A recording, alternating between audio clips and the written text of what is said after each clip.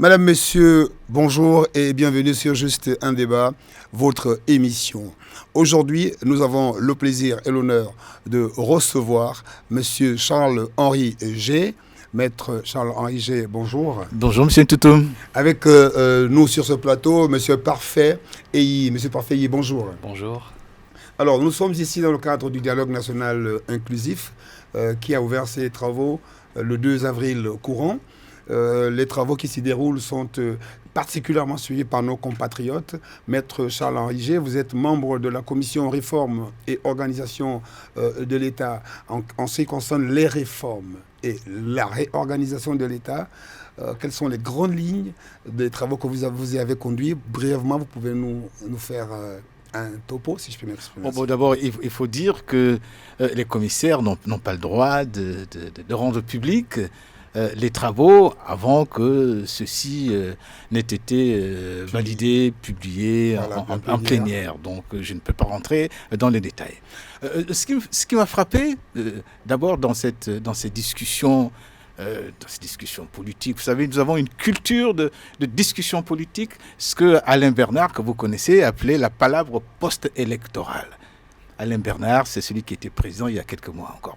Eh bien, il y a cette culture de palabre électorale qu'on a connue depuis, avant même les indépendances, et qui s'est accentuée ces dernières années, depuis 1990, et qui avait pour particularité comment dire ça, je ne dirais pas le sectarisme parce que ça serait discourtois, mais c'était partisan, c'était des dialogues partisans. Alors, la particularité de ce dialogue, c'est qu'au fond, les gens ne sont pas venus sous une étiquette politique, les gens ne sont pas venus pour conforter un groupe qui veut garder le pouvoir. Ou pour des perdièmes, comme on dit souvent au quartier. Les Gabonais le disent. Eh bien, donc, moi j'ai rencontré ici d'abord des gens de qualité. D'accord. Ce qui prouve que notre classe politique ou notre société regorge de gens de talent, aussi bien des militaires que des civils, des jeunes femmes. J'ai rencontré des jeunes femmes extraordinaires dans ma commission. Le deuxième aspect, c'est que tout se passe dans un esprit de grande sérénité, de respect, et ce que j'appelle moi un esprit républicain. Et je suis convaincu que sous un autre format, avec une présence massive de personnes partisanes, je ne suis pas certain qu'on serait parvenu au même résultat. Vous le disiez tantôt, c'est un moment historique, puisqu'il est différent, ce dialogue, des rencontres précédentes, c'est-à-dire la conférence nationale de 1990, les accords de Paris de 1994, les accords d'Arambo de 2006, et le dialogue de 2017, ici même dans ce stade d'Angondjé. On remarque que celui-ci comporte un peu tous les segments de notre société. Il y a des questions d'économie, sur le social, la culture, le sport, tout cela animé par des experts, vous l'avez relevé, de ces domaines-là. C'est une merveille, je peux le dire ainsi. Alors la grande invention de ce dialogue, c'est que au début, il y a eu des contributions, c'est-à-dire que les citoyens ont réfléchi, chacun de son côté, et a exprimé ses préoccupations. Et ce qui est formidable, c'est que ceux qui se sont occupés de cet aspect technique par la suite n'ont mis de côté aucune contribution. Tout a été même les plus extravagantes, s'il y en a eu. Donc, toutes les contributions ont été prises en compte. Et bien entendu, les thématiques qui ont été retenues et sur la base desquelles les gens ont travaillé ont permis de travailler sur un matériau qui existe, un matériau de qualité. Et c'est une des grandes innovations de ce dialogue-là. Ce n'est plus, comme certaines fois, une sorte de concours d'éloquence où les gens venaient s'essayer au logos. C'est très, très républicain.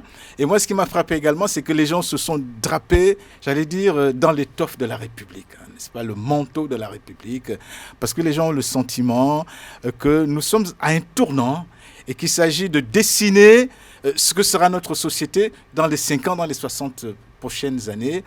Et moi, je suis heureux, par exemple, qu'il y ait la diaspora.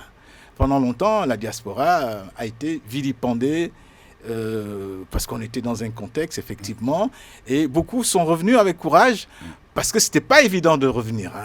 Ils sont venus.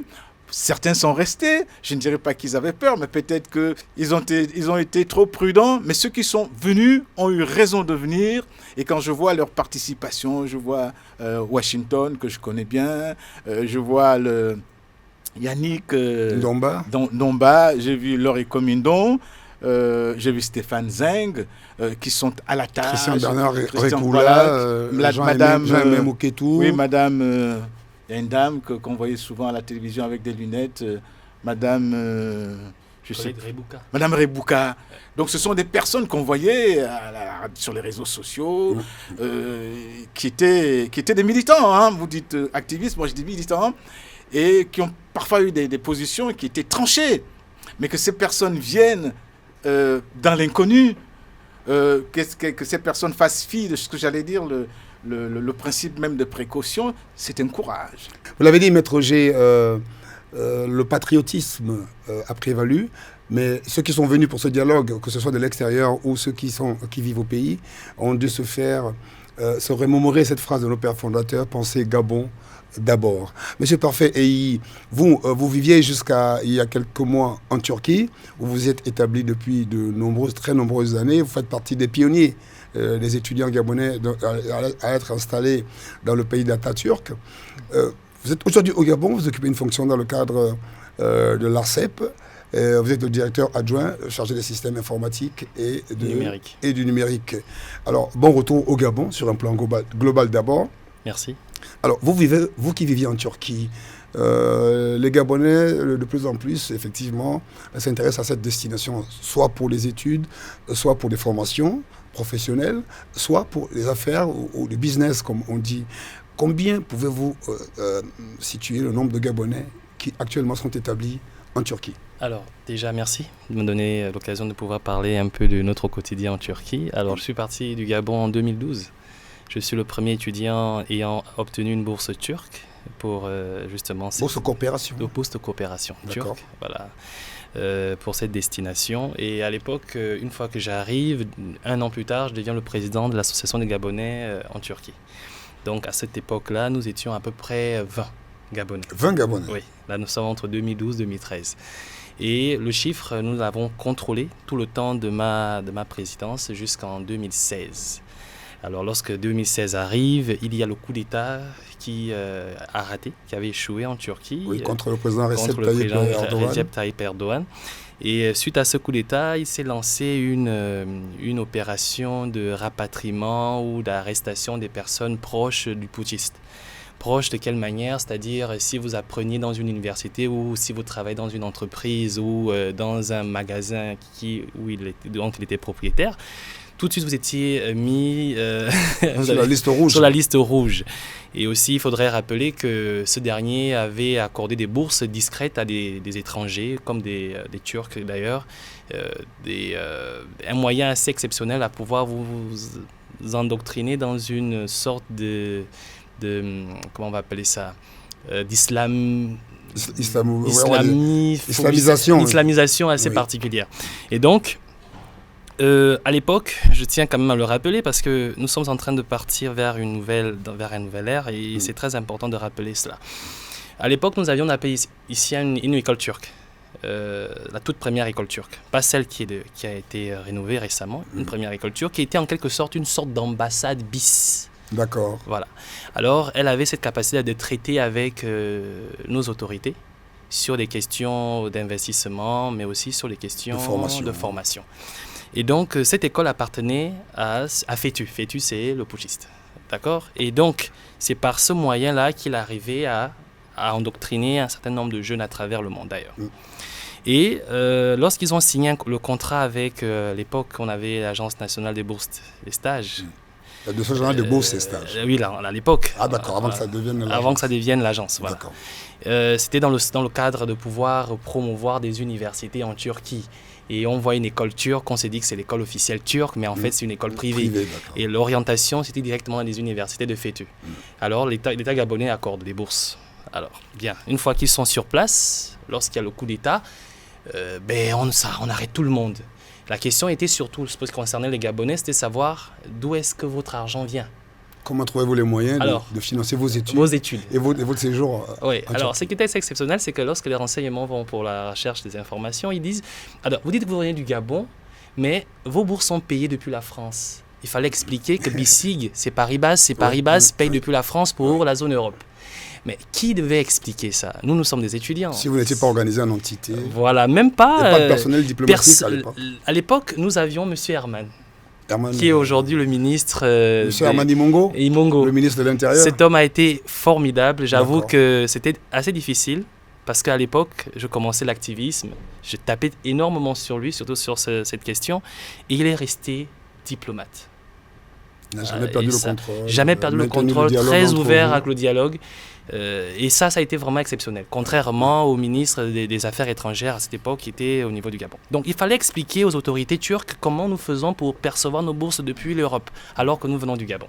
Il faut expliquer les relations entre les banques.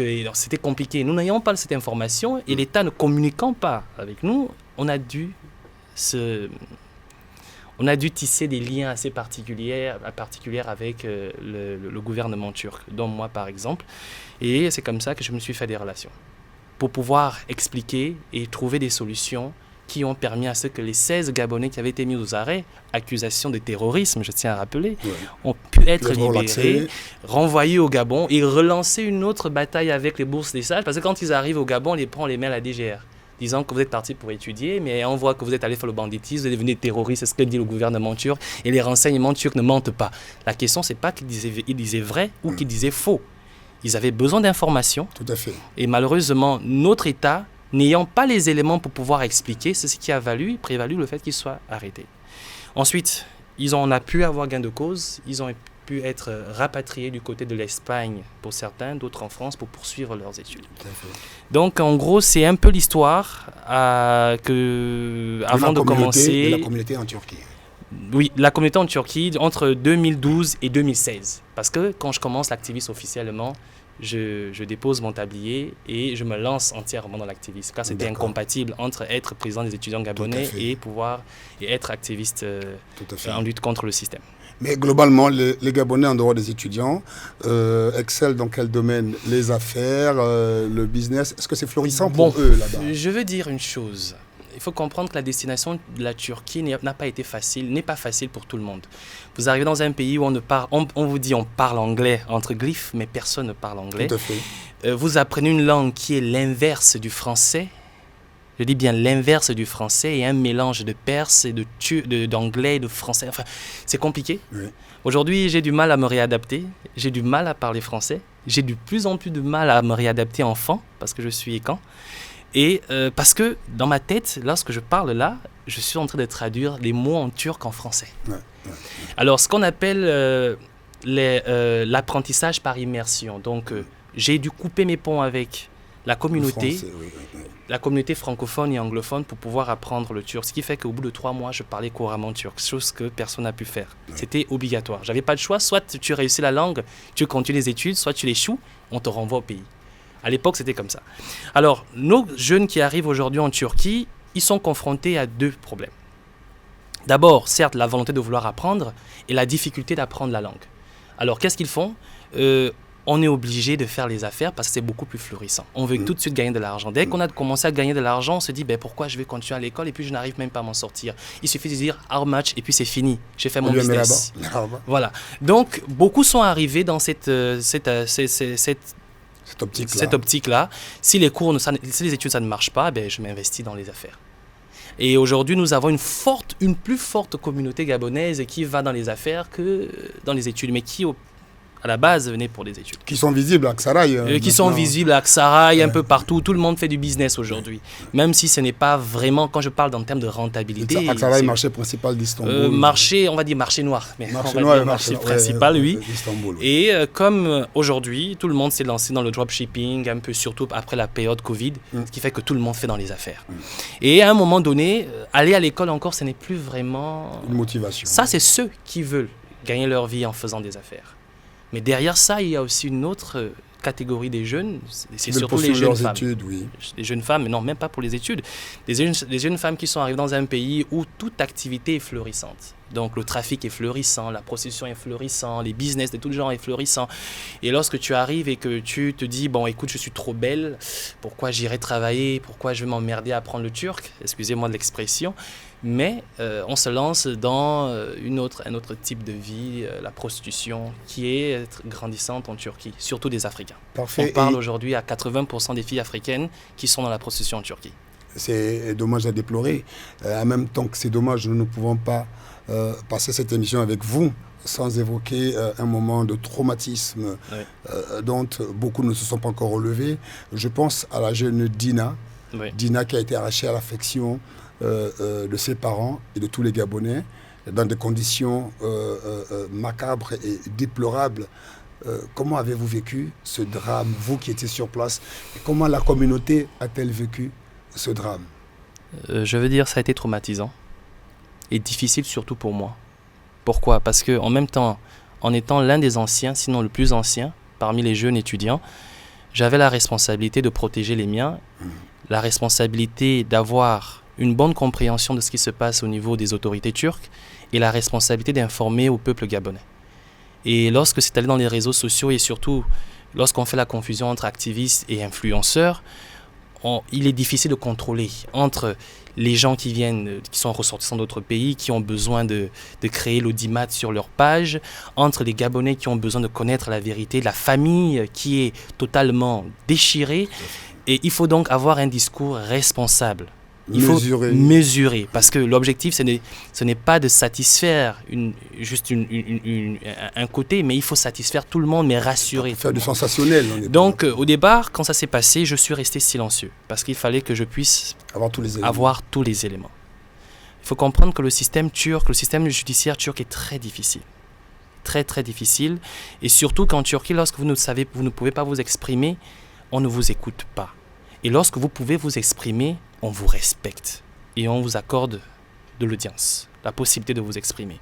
Dans le cadre de Dina, c'est justement ce dont je parlais lorsque j'ai parlé d'une autre phase d'étudiants qui aujourd'hui se lancent dans d'autres types d'activités. La confusion est énorme. Si vous allez avec votre femme en Turquie aujourd'hui, vous allez peut-être faire des courses à côté, elle reste à vous attendre. Le temps que vous seriez en train de faire les courses, une personne viendra se garer et dira « How much ?» $2,000.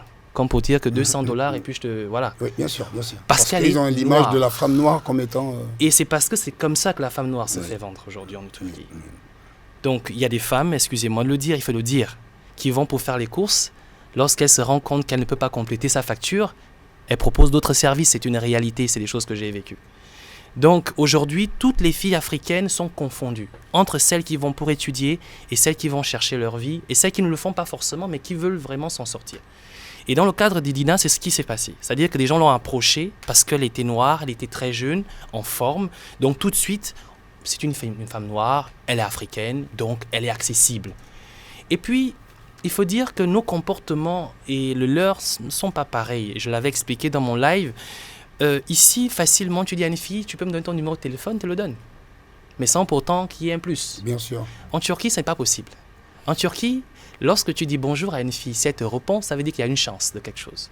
Parce que les filles ne répondent pas aux inconnus. Bonjour, elle ne te répond pas, elle ne te parle pas. Tu ne peux même pas avoir son numéro de téléphone. Elle ne te donne aucune chance en réalité. Mais parfait. Et tous ces éléments-là peuvent-ils justifier? Non, elle ne justifie pas. Ce que je veux dire, non, ce que je veux dire, c'est que là, je suis d'abord en train de vous présenter la mentalité. Exactement. Alors, dès l'instant où tu as donné ton numéro de téléphone, en quelque sorte, tu donnes une possibilité. Tu ouvres une porte. Tu ouvres une porte. Et nous avons aussi cette facilité à nous d'accepter les cadeaux de n'importe qui. Écoute, tiens, voici 30 000 francs pour le taxi, tu prends. Non. Si tu as pris 30 000 francs pour d'un Turc, ça veut dire que tu es à moi. Parce que toi, aujourd'hui, tu vas en Turquie, tu dis à une fille, écoute, je t'invite à un restaurant, il n'y a pas de problème. Si elle dit oui, ce n'est pas parce qu'elle est intéressée par toi. Elle dit oui parce qu'elle a de quoi payer sa consommation. Mais dès l'instant où tu vas consommer avec une fille en Turquie et que tu payes sa consommation, ça veut dire que tu es à moi. Et ce sont des réalités que nous vivons ici. Moi, ma soeur, elle peut prendre un morceau avec quelqu'un sans penser. Mais en Turquie, c'est pas comme ça que c'est perçu. Elle est à moi. Donc, ces petits cadeaux-là, à un moment donné, la personne commence à se faire des films dans la tête. Tu es à moi. Et le jour J, tu dis non. Il dit, mais c'est pas possible, tu peux pas me dire non. tu m'as Après tout ce que j'ai fait. Après tout ce que j'ai fait, ça veut dire que tu t'amuses avec moi. Et donc, ça pousse à la passion. Et c'est ce qui est arrivé à la petite Dina. Pas pour dire qu'elle avait tort, mais parce qu'elle était innocente, elle ne savait pas dans quel milieu elle se trouvait. Et je vais aussi déplorer, pas forcément à tort. Nous tous, quand on part à l'étranger, nos parents nous disent « tu ne vas pas te mélanger avec les groupes ». Voilà. Sauf que ils ont un raison d'un côté et ils ont aussi tort. Parce que si la petite Dina se serait rapprochée des anciens, on leur aurait dit ici, on ne donne pas. Si tu veux donner ton numéro, pas de numéro, un moyen de contact, c'est l'Instagram. Parce qu'on sait que si tu me plais pas le même jour, je te bloque, il n'y a pas moyen que tu me retrouves. Mais dès que tu donnes ton numéro de téléphone, c'est autre chose. Et c'est tu lui permets d'entrer dans ta vie. Voilà, tu le permets. Tu montres là où tu vis, tu montes dans sa voiture. Mais alors là, c'est le même, ça c'est le pire. Tu prends sa voiture, voilà. Ou encore qui t'offre des cadeaux et tu les acceptes. Donc c'est cette réalité-là, malheureusement, qui met beaucoup de filles qui vont réellement pour étudier en difficulté. Donc le contexte, la naïveté de notre jeune Dina et surtout le changement d'environnement, tous ces éléments-là, c'est un faisceau d'éléments qui ont malheureusement conduit à cette tragédie. Effectivement. Nous en sommes encore tristes et l'occasion pour nous de présenter à nouveau nos condoléances au père et à la mère de notre fille et sœur Dina. Monsieur Charles G, Maître G, on va revenir là-dessus. Les contestations post-électorales ont toujours été motivées par le dispositif électoral qui ont toujours été mis en place pour organiser les élections dans notre pays. On a eu la Sénat, on a eu la Sénap et récemment le CGE. Doit-on continuer avec le système de vouloir mettre en place une organisation indépendante du gouvernement pour organiser les élections? Ou bien les missions régaliennes du ministère de l'Intérieur doivent lui être retournées, c'est-à-dire le ministère de l'Intérieur organise et administre le processus électoral jusqu'aux élections. Pensez-vous que pour éviter toute brouille, on ne devrait pas revenir à ce système? Ou sinon, proposition que vous avez pour ça? Non, c'est un vrai sujet, c'est un sujet important. Alors, vous voyez, ces dernières années, il y a eu la trilogie. Élection, contestation, répression. Élection, contestation, répression. Et si les militaires n'avaient pas pris le pouvoir au soir du 30 août, ce que vous appelez le coup de liberté, je suis presque convaincu que la trilogie aurait persisté, puisque les élections qui ont été proclamées, puisqu'on a mis les résultats le soir, étaient tronquées. Donc le lendemain, il y aurait eu contestation. Et cette contestation aurait été réprimée dans le sang. Alors, comment organiser des élections crédibles, transparentes et honnêtes? C'est un vrai sujet. D'abord, les élections sont organisées à partir des textes. Il faut des textes. Il faut des textes sérieux. Les textes ne valent rien si les hommes ne veulent pas les appliquer. Ça signifie qu'il faut en chacun de nous, ce que j'appelle l'honnêteté républicaine. Et qui amène les gens à aller aux élections, à respecter, d'abord à jouer le jeu électoral. Ça signifie que M. Ntoutoum va voter, il ne vote pas pour 3 personnes. Ça signifie que dans un bureau de vote, si le candidat de Maître G est absent, M. Ntoutoum ne profite pas de son absence pour glisser un bulletin de plus. Mais là, ce sont des hommes. Et ces hommes-là, ce sont des Gabonais, ce ne sont pas des gens qui viennent de la planète Mars. Donc si on veut organiser des élections crédibles, sérieuses, il faut d'abord des gens qui ont envie d'élections crédibles et sérieuses. Donc ça signifie qu'il faut quand même tenir compte du profil psychologique de la capacité des citoyens qui sont en charge de l'organisation des élections. Et pourtant, on fait souvent des formations avant les élections, des formations des élections. Moi, je ne parle pas des formations techniques. Non, mais tout le monde est capable de suivre une formation technique. Il ne s'agit pas de cela. Il s'agit de ce que De Gaulle appelait l'homme de caractère. Il faut avoir le caractère, quand on est président d'une commission électorale, de dire aux politiciens qui essaient de vous corrompre, ceci n'est pas admissible, je vais respecter les résultats des urnes. Donc vous pouvez changer tous les textes que vous voulez, si vous ne me dites pas les hommes qu'il faut, avec les profils qu'il faut, on arrivera au même résultat. C'est-à-dire, Maître G, qu'au moment où nous parlons, les textes en vigueur vont être maintenus ou retouchés? Votre avis sur ce niveau? Par exemple, le retour au scrutin à 2 tours, Alors, moi, je ne suis pas pour la multiplicité des textes ou la modification tous azimuts des textes, que j'appelle l'inflation des textes. Les textes existent, il faut les corriger. Tout à fait. Là où il y a des insuffisances, il faut corriger. Ensuite, il faut que ce soit des hommes qui aient l'esprit républicain, des gens suffisamment indépendants et courageux pour organiser les élections. Donc, les gens qui seront en charge des organes des élections ne doivent pas être des partisans. Ils doivent être des patriotes. Ils doivent être des patriotes qui vont aux élections non pas pour faire plaisir à tel clan, mais qui doivent penser, c'est l'expression à la mode, qui doivent penser Gabon d'abord.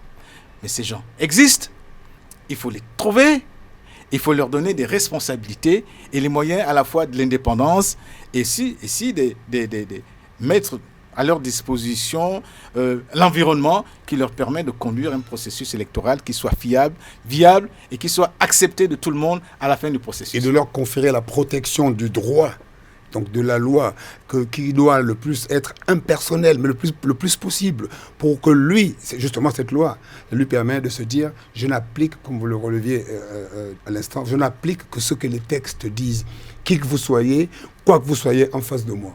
Alors, le soir du 30 août, quand vous voyez ce parterre de personnalités, n'est-ce pas, des gens qui étaient en charge des élections, qui viennent, et que je connais, parce que dans le groupe, j'ai des personnes que je connais personnellement, mais quand vous les voyez à la télévision venir lire les résultats, mais tout le monde se rend bien compte qu'il y a un malaise. On se dit que c'est la mort dans l'âme.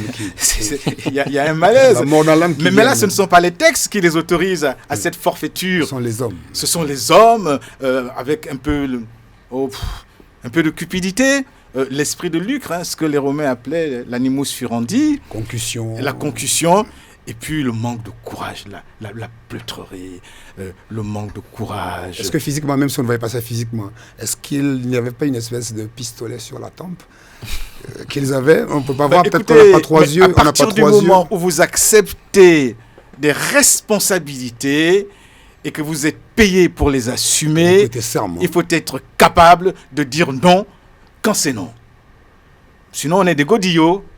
Et quand on est des godillots, on n'accepte pas les responsabilités. Donc moi, je suis très strict, je suis assez sévère, pardonnez-moi, à l'égard des personnes qui ne sont pas capables de prendre leurs responsabilités. Surtout qu'on a prêté serment de servir la République. Ah oui, alors quand on prête serment, c'est encore pire. Il faut prêter serment au péril de sa vie. Oui. C'est ce que les militaires ont fait quand ils ont décidé de mettre un terme à ce que mon ami Nkea appelle la récréation. Et ils ont eu raison de mettre un terme à la récréation. C'est ce que l'ancien ministre Francis Nkea voilà, c'est ça, c'est mon ami et confrère. Ah, d'accord. Alors, parfait. Et ce dialogue, vous qui viviez à l'étranger, d'abord dans le cadre de vos études, mais qui avez été contraint d'y résider par rapport à vos positions politiques, le dialogue inclusif est une occasion extraordinaire de retrouver votre pays, de revoir vos parents, vos amis, mais surtout d'apporter votre contribution à l'élaboration d'un Gabon meilleur et à l'élaboration d'un Gabon qui reçoit et qui accueille tous ses enfants.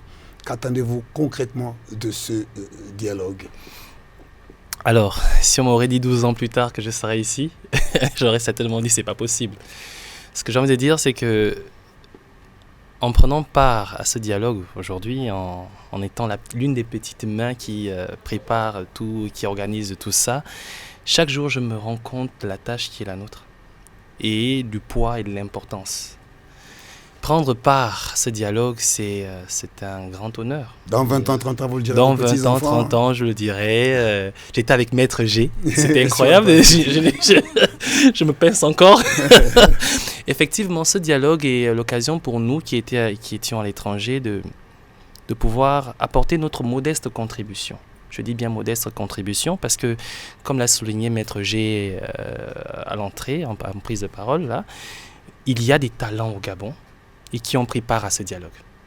Des personnes qui, j'ai juste envie de passer 15 minutes à écouter quand il parle. Parce qu'il sait ce qu'il dit. Il sait ce qu'il faut faire. Donc, la diaspora n'a pas apporté tout ce qu'il fallait. La diaspora a apporté une modeste contribution. Mais ce qu'il faut pour le Gabon, c'est d'abord des personnes qui vivent la chose dans leur peau, dans leur chair, comme ces personnes qui aujourd'hui participent à ce dialogue.